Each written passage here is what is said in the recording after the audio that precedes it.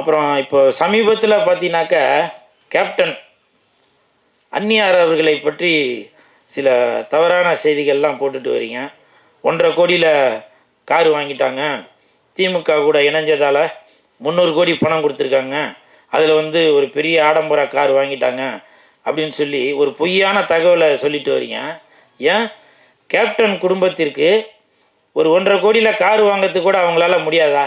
அது மட்டும் இல்லை, அந்த கார் வாங்கியே கிட்டத்தட்ட 1 வருஷம் 2 வருஷம் கிட்ட ஆகுது. நான் அந்த காரை ஏற்கனவே பார்த்துருக்கேன். அப்படி இருக்கும்போது உங்களுக்கு பிடிக்கலனாக்கா விட்டுட்டு போயிருங்க.